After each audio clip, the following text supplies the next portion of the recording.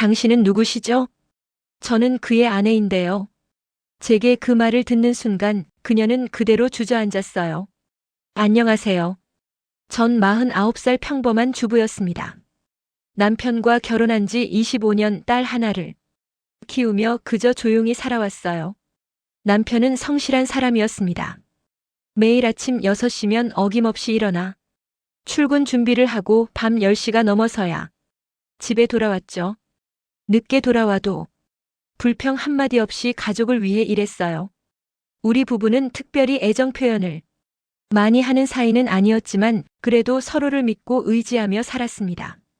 가끔 남편이 피곤한 얼굴로 돌아오면 제가 따뜻한 국을 끓여주고 남편은 주말이면 딸아이와 저를 데리고 가까운 공원에 산책을 가곤 했어요.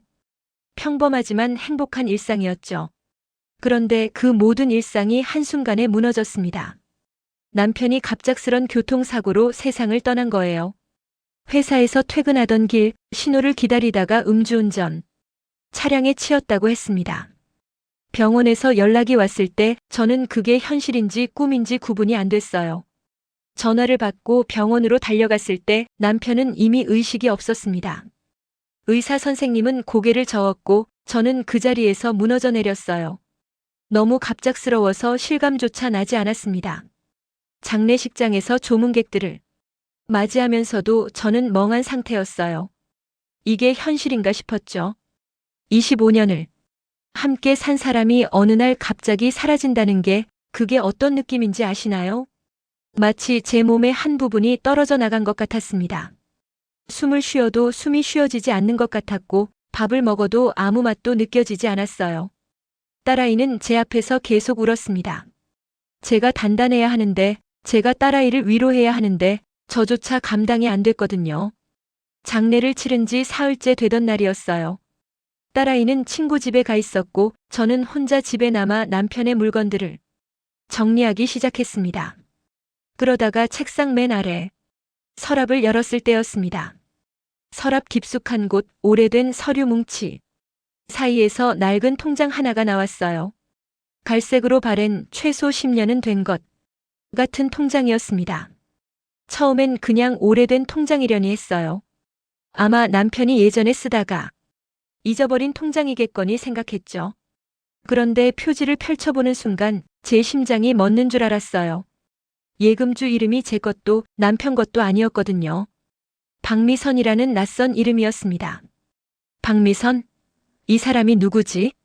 저는 한 번도 들어본 적 없는 이름이었어요. 손이 떨렸어요. 심장이 빠르게 뛰기 시작했습니다. 그리고 거기서 본 것은 믿을 수 없는 기록들이었어요. 매달, 정확히 매달 10일마다 일정한 금액이 송금되어 있었습니다. 50만 원, 때로는 70만 원, 어떤 달은 100만 원씩. 그것도 10년이 넘는 기간 동안 꾸준히요. 2013년 3월부터 시작해서 2024년 9월까지 중간에 한 달도 빠짐없이 계속되어 있었어요. 온갖 생각이 머릿속을 스쳤습니다. 혹시 남편이 다른 여자가 있었던 건가? 아니면 숨겨둔 빚이라도 있는 건가? 아니면 또 다른 가족? 페이지를 넘기면 넘길수록 금액은 계속 나왔어요. 총합을 대충 계산해 보니 거의 7천만 원이 넘는 돈이었습니다. 통장을 뒤적이던 중 작은 메모 한 장이 떨어졌어요. 남편의 손글씨였습니다. 익숙한 그 글씨체를 보는 순간 또 눈물이 났어요. 월세 40만 원, 학원비 30만 원, 생활비 20만 원. 그리고 맨 아래에 주소 하나가 적혀 있었죠. 서울 변두리 노원구 어느 동네. 제가 한 번도 가본 적 없는 곳이었습니다. 월세? 학원비? 생활비? 이게 대체 뭐지? 그날 밤 저는 잠을 한숨도 못 잤어요. 눈을 감으면 온갖 상상이 떠올랐습니다. 혹시 남편이 저 모르게 다른 여자와 살림을 차리고 있었던 건 아닐까? 아이까지 있는 건 아닐까? 25년 동안 저를 속여왔던 걸까? 남편이 늦게 들어오던 날들이 떠올랐어요. 오늘 회식이야, 오늘 야근해야 돼 하던 그 말들이. 혹시 그때 그 집에 갔던 건 아닐까? 주말에 급한 일이 생겼다며 나갔던 날들도 있었어요. 그때도 그 집에 간 건가? 저는 이불을 뒤집어 쓰고 울었어요. 다음 날 아침 저는 결심했습니다. 직접 확인해 봐야겠다고요. 저는 그 주소를 찾아갔어요. 지하철 안에서 저는 계속 핸드폰만 들여다봤어요. 남편과 찍었던 사진들을 보면서 이 사람이 날 배신했을 리 없어. 뭔가 오해가 있을 거야라고 스스로를 위로했습니다. 하지만 통장의 그 기록들은 부정할 수 없는 증거였어요. 도착한 곳은 오래된 연립주택 단지였어요. 20년은 좋게 넘어 보이는 페인트가 벗겨진 낡은 건물이었습니다. 좁은 계단을 올라가면서 손이 계속 떨렸죠. 메모에 적힌 그 호수 앞에 섰을 때 저는 한동안 배를 누르지 못했어요. 문패에는 박이라는 글자가 적혀 있었습니다. 박미선. 정말 여기가 맞나 봐요. 누르면 안 돼. 아직은 그런 생각도 들었습니다. 하지만 여기까지 온 이상 돌아갈 수는 없었어요. 저는 심호흡을 크게 하고 떨리는 손으로 초인종을 눌렀습니다. 그리고 안에서 발소리가 들렸습니다. 누군가 현관 쪽으로 다가오는 소리. 문이 열렸어요. 문 너머로 보인 건 40대 중반쯤 되어 보이는 여자였습니다. 수수한 차림에 평범해 보이는 여자였죠. 머리는 뒤로 묶여 있었고 집에서 입는 편한 옷을 입고 있었어요. 그런데 그녀가 저를 보는 순간 얼굴이 사색이 되더니 입을 다물지 못했어요. 우리는 잠시 서로를 바라봤습니다. 그녀의 눈빛에서 저는 당황과 두려움을 봤어요. 그녀도 알고 있구나. 나를 알고 있어. 저는 그의 아내인데 당신은 누구세요? 그 말을 들은 순간 그녀는 그대로 주저앉았어요. 손으로 입을 막고 온몸을 떨면서요. 아니, 어떻게 여길. 바로 그때였습니다. 안쪽 방에서 누군가 나오는 소리가 들렸어요. 엄마, 누구야? 그 목소리를 듣는 순간 저는 온몸이 얼어붙었습니다. 젊은 남자의 목소리였어요. 그리고 방에서 나온 청년을 본 순간 저는 정말 숨이 멎는 줄 알았어요. 그 청년은 20대 초반쯤 되어 보였습니다. 키는 175cm 정도, 마른 체격의 검은 머리. 그런데 그 얼굴이 제 남편과 똑같았어요. 남편의 옛날 사진 그대로였어요. 뭐야 이게 무슨. 그 자리에서 쓰러질 것 같았습니다. 다리가 휘청거렸고 시야가 흐려졌어요. 벽을 짚지 않았으면 그대로 쓰러졌을 거예요. 들어오세요. 그녀가 떨리는 목소리로 말했습니다. 저는 비틀거리며 집 안으로 들어갔어요. 현관문을 들어서자 좁은 거실이 보였습니다. 오래된 소파, 낡은 TV, 작은 식탁. 가구들은 모두 10년은 넘어 보였어요. 하지만 깔끔하게 정리되어 있었습니다. 그리고 벽에는 사진들이 빼곡히 붙어 있었어요. 청년의 사진이었습니다. 어릴 때부터 지금까지 성장 과정이 고스란히 담긴 사진들이었죠. 저는 소파에 앉았습니다. 청년은 어리둥절한 표정으로 우리를 번갈아 보다가 그녀의 눈빛을 보고는 조용히 방으로 들어갔어요. 우리는 한동안 아무도 말을 하지 못했어요. 침묵이 길게 이어졌습니다. 제 머릿속은 완전히 하얗게 비어 있었어요. 뭘 물어봐야 할지, 뭘 말해야 할지 생각이 나지 않았습니다. 언제부터였어요? 제가 먼저 물었습니다. 그녀는 한참을 고개를 숙이고 있다가 천천히 입을 열었습니다. 오래전이에요. 정말 오래전 일입니다. 얼마나요? 정확히 말해주세요. 25년 전쯤이요. 그 말을 듣는 순간 저는 웃음이 나왔어요. 비참한 웃음이었죠. 그럼 당신은 남편과 내가 결혼하기 전부터 알던 사이였단 말이에요? 아니에요. 우린 오래전 헤어진 사이예요. 그녀가 조심스럽게 말했습니다. 눈물이 그녀의 볼을 타고 흘러내렸어요. 하지만 아이 때문에 도움만 받아왔어요. 그것뿐이었어요. 정말로. 도움이요? 저는 비웃었습니다. 가방에서 통장을 꺼내 탁자 위에 던졌어요. 매달 50만 원, 70만 원씩 보낸 게 단순한 도움이라고요? 10년이 넘게요? 총 7천만 원이 넘는 돈을요? 그녀는 통장을 보고 눈을 감았습니다. 저도 처음엔 거절했어요. 정말이에요. 하지만 아이를 혼자 키우기가 너무 힘들었고 그분이 계속 도와주시겠다고 해서. 그 아이 아버지는 어디 있어요? 왜 당신 혼자 키운 거예요? 아이 아버지는 사업에 실패하고 가출했어요. 민준이가 5살 때였어요. 그 이후로 연락이 끊겼죠. 그녀의 눈에서 눈물이 계속 흘러내렸어요. 하지만 저는 동정심 같은 건 느껴지지 않았습니다. 분노와 배신감만이 가득했죠. 그래서 제 남편한테 손을 벌린 거예요? 유부남한테요? 아니에요. 제가 먼저 부탁한 게 아니에요. 그분이 민준이를 불쌍히 여겨서 도와주겠다고 하신 거예요. 그럼 그 아이는 제 남편의 아들이죠? 침묵이 흘렀습니다. 그녀는 고개를 숙인 채 대답하지 않았어요. 하지만 침묵이 곧 대답이었습니다. 저는 손으로 얼굴을 감싸주었어요. 눈물이 주르륵 흘러내렸습니다. 가슴이 찢어질 것 같았어요. 25년이에요. 25년 동안 저는 한 번도 의심한 적이 없었어요. 남편을 완전히 믿었죠. 딸 하나만 키우며 행복하다고 생각했습니다. 그런데 그 시간 동안 남편은 다른 아이를, 다른 가족을 돌보고 있었던 거예요. 근데 왜 이제야 오신 거예요? 그녀가 조심스럽게 물었습니다. 남편이 돌아가셨어요. 일주일 전에. 네. 그녀의 얼굴이 창백해졌어요. 입술이 파르르 떨렸습니다. 교통사고였어요. 그냥 퇴근길에 갑작스럽게. 말을 하다가 저는 또 눈물이 났어요. 남편이 죽었다는 게 아직도 믿기지 않았거든요. 그럴 리가 일주일 전이면 아니. 어떻게? 그녀도 울기 시작했어요. 소파에 앉은 채로 얼굴을 손으로 가리고 흐느꼈습니다. 그리고 그 순간 밖에 나가 있던 청년이 다시 들어왔습니다. 물을 가져오려고 주방으로 가는 길이었나 봐요. 엄마, 이분이. 청년이 다가오려는 순간 그녀가 급하게 손을 내저었어요. 나가 있어. 민준아. 잠깐만. 근데 엄마, 왜 울어? 무슨 일 있어? 아무것도 아니야. 그냥 잠깐 나가 있어 줄래? 알았어. 청년은 의아한 표정을 지으며 다시 방으로 들어갔어요. 문이 닫히는 소리가 들렸습니다. 그 모습을 보는 것조차 고통스러웠습니다. 제 남편을 닮은 그 얼굴이 너무 괴로웠어요.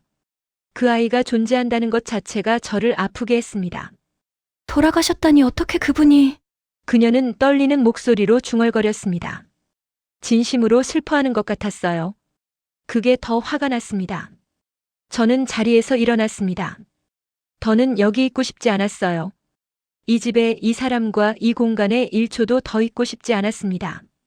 그녀가 급히 일어서며 저를 불렀습니다. 한 가지만 말씀드릴 게 있어요. 더 이상 들을 게 없어요. 아니에요. 이건 꼭 드려야 해요. 그녀는 안쪽 방으로 들어가더니 잠시 후 낡은 봉투 하나를 들고 나왔어요. 봉투는 갈색으로 발에 있었고 무언가가 들어있는 것 같았습니다. 이건 한 달 전쯤 그분이 가져오신 거예요. 그때 처음으로 병원에 다니신다는 얘기를 들었어요. 병원이요? 저는 깜짝 놀랐습니다. 남편이 병원에? 저는 전혀 몰랐는데요. 신장이 안 좋으시다고, 부정맥이 심해서 약을 드신다고 하셨어요. 그래서 혹시 모를 일에 대비해서 이걸 남기신다고 하셨어요. 사모님께 먼저 드려야 할 것 같아서. 그녀는 떨리는 손으로 봉투를 내밀었습니다. 저는 망설이다가 그것을 받았어요. 봉투는 생각보다 묵직했습니다. 겉면에는 아내에게라고 적혀 있었어요. 남편의 손글씨였습니다. 저는 그 자리에서 봉투를 뜯었습니다. 안에는 편지 한 장과 작은 열쇠 하나가 들어 있었어요. 여보, 이 편지를 당신이 읽고 있다면 아마 나는 이미 곁에 없을 거요. 그리고 통장을 발견했겠지. 미안해요. 정말 미안해요. 먼저 말하고 싶은 것은 그 아이는 내 아들이 아니라는 거요. 민준이는 내 아이가 아니요. 이건 정말이에요. 박미선 씨는 오래전 회사 동료였소. 내가 입사 초기에 같은 부서에서 일했던 사람인데 그녀가 힘든 시기를 겪을 때 나는 단지 도와줬을 뿐이요. 그녀의 남편이 사업 실패로 빚을 지고 가출했소. 그때 민준이가 5살이었어요. 혼자서 어린 아들을 키우면서 일까지 하느라 너무 힘들어했소. 회사에서도 그녀가 점심도 거르고 아픈 것도 참으며 일하는 걸 봤소. 어느 날 회사 화장실에서 그녀가 쓰러진 걸 발견했소. 과로와 영양실조였소. 병원에 데려갔고 의사 선생님은 이대로 가다간 큰일 난다고 했소. 그때 나는 생각했소. 내가 조금만 도와주면 이 사람이 살 수 있겠구나. 아이도 밥을 굶지 않을 수 있겠구나. 그래서 처음엔 몇 달만 도와주려 했소. 하지만 그 아이를 보니 차마 외면할 수가 없었소. 아버지 없이 자라는 아이의 눈빛이 너무 안쓰러웠소. 민준이는 정말 착한 아이였소. 그래서 조금씩 도와주기 시작했소. 처음엔 10만 원, 20만 원씩. 그러다 아이가 크니까 학원비도 필요하고 월세도 올라서 점점 금액이 커졌소. 당신한테 말했어야 했소. 알아. 하지만 당신이 오해할까봐, 당신이 상처받을까봐 차마 말하지 못했소. 그게 10년이 넘었구려.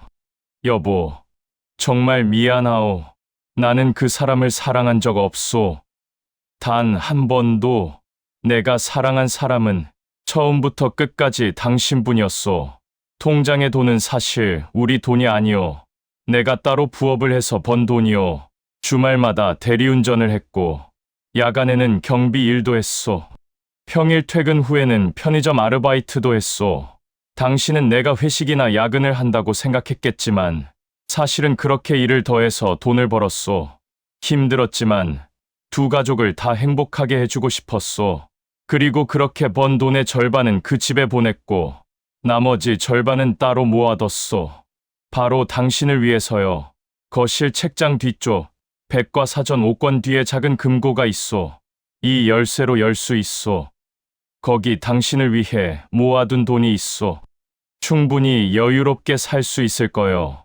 병원에서 심장이 안 좋다는 얘기를 들었을 때 나는 처음으로 죽음이 두렵지 않았소.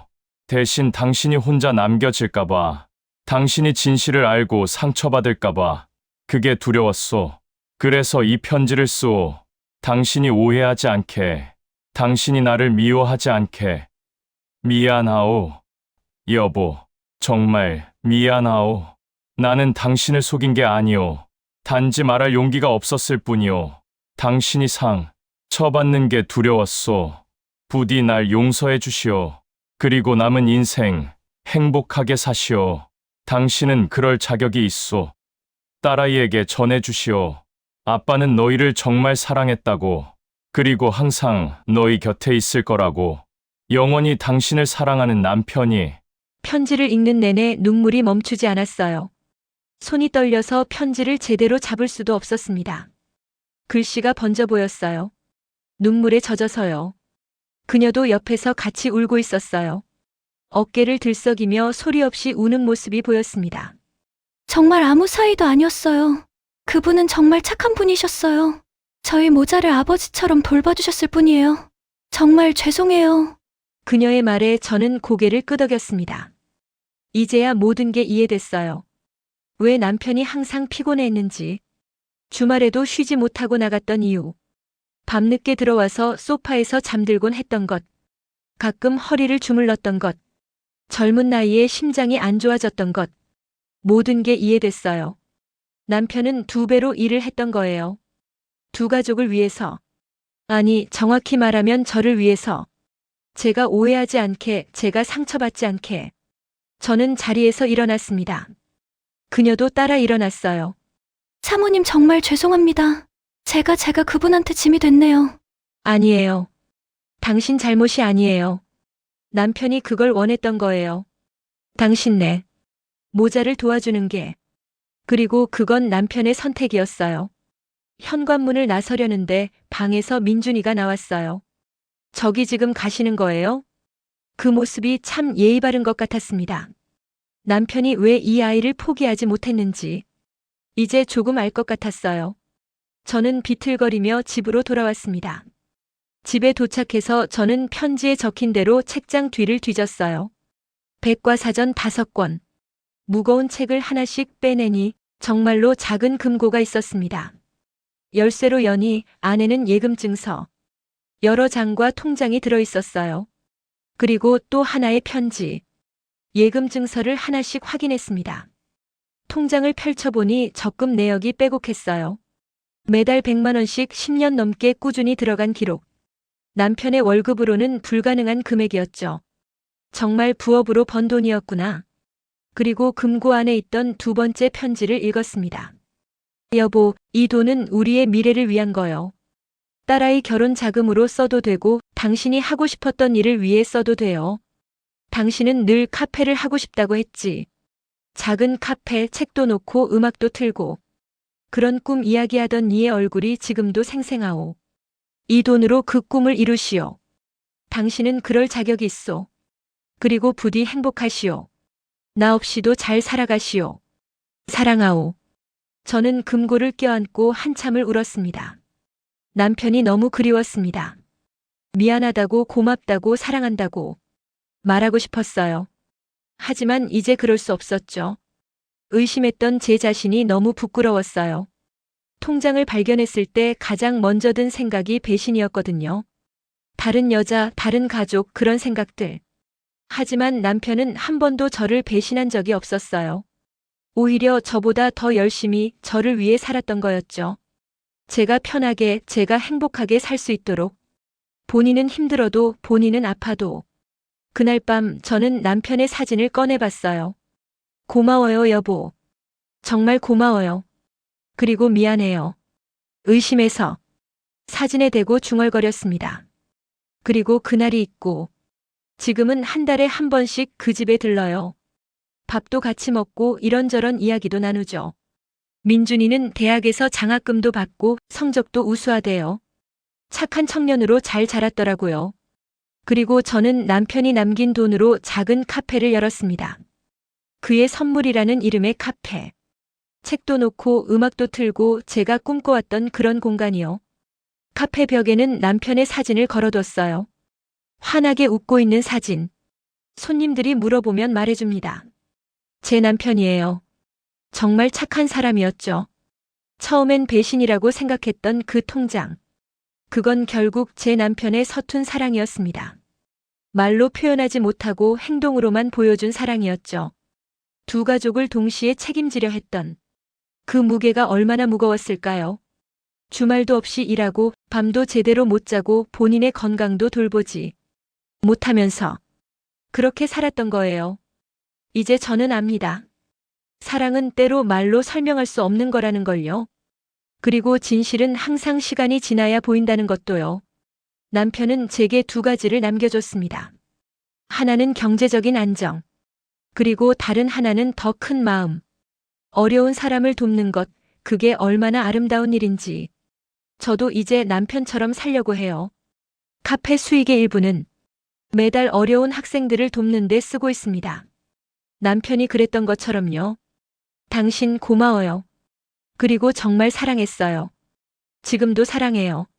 그리고 언젠가 다시 만나면 꼭 말할 거예요. 수고했어요, 여보. 정말 수고 많았어요. 여러분, 이 이야기가 도움이 되셨다면 구독과 좋아요 부탁드립니다. 감사합니다.